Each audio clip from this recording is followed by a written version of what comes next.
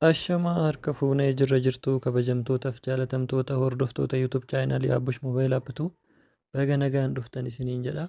Viidiyoo irraa keessatti haala kamiin garee Imo keessaa bahuu akka dandeessan isinitti agarsiisa.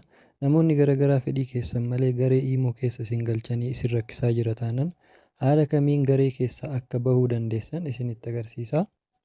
Akkasumallee guruupii keessaa eega baatan booda namoonni garaagaraan fedhii keessan malee guruupii keessatti isin deebisanii akka isin hin rakkifne haala kamiin ofirraa eeguu dandeenya kan jedhu siitingii sirreeffachuu qabdan isinitti agarsiisa. Hanga xumuraan hordofaa isiniin jedha. Warroonni chaanaala kana haarawaa taatan sabskiraayib gochuudhaan hanga xumuraan hordofaa isiniin jedha. Akkasumallee maatiiwwan chaanaalichaa laayik sheer waliif godhaa isiniin jedha.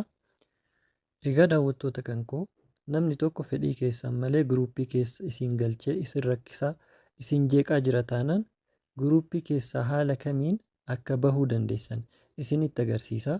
Imo keessanirra eega seentan booda kallattimaan guruupii isin jeeqaa jiru sanirra guruupii keessaa bahuu barbaadan sanirra tuquudhaan yeroo tokko irratti kilik gootanii achi booda mallattoon sarara sadii gubbaa kana ni jira. Isarratti yeroo tokko kilik ni gootu. Achi booda akkana gadi bu'uudhaan dhumarra leef kan jedhu kun ni jira. Leave kan jedhu kana yeroo tokko irratti kilik ni gootu. Achi booda ammas leave kan jedhu kana irratti kilik yeroo isin gootan kallattimaan guruupii keessaa isin baasaa jechuudha. Hayyee egaa baatan booda akka ittiin deebine namoonni garaagaraa guruupii keessa fedhii keessan malee deebisanii isin galchanii akka isin hin jeeqne siitingii sirreeffachuu qabdan isinitti agarsiisa. Iddoo mallattoo piroofaayila keessaniitii irratti kilik gochuudhaan achi booda security and privacy kan jedhu kun ni jira. Isarratti yeroo tokko kilik ni gootu. Achi booda ammas akkan ol harkisuudhaan group kan jedhu kun ni jira. Isarratti yeroo tokko kilik ni godhattu. Achi booda haala kanaan filannoo 4 isiniif kenna. Inni jalqabaa everyone kan jedhu kun kan jalqaba irratti argamu kuni everyone kanarra jira taanaan namni kamiyyuu guruupii keessa akka isin galchu hayyama kennitaniifii jirtu jechuudha. Inni lammataa irratti argamu kun my contacts kan jedhu kuni isa kanarra yoo kaawwattan namoota kontaaktii keessanirra qabdan qofatuyyuu guruupii keessa isin galchuu danda'a jechuudha.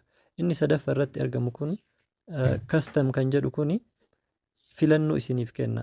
Yeroo isin irratti kilik gootan namoota guruupii keessa akka isin galchuu barbaadan qofa irratti raayit godhachuudhaan haala kanaan namoota guruupii keessa akka isin galchuu barbaadan filattanii irratti raayit gochuudhaan dan kan jedhu kana yeroo isin kilik irratti gootan namoota isin filattan qofatuyyuu guruupii keessa isin galchuu danda'a jechuudha.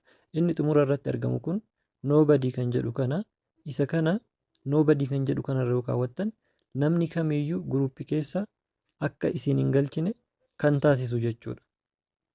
Haala kanaan siitingii kanneen sirreeffadhaatii itti fayyadamaa isiniin jedha. Barnoonni irraaf isiniif qabadhee dhufe kana fakkaata.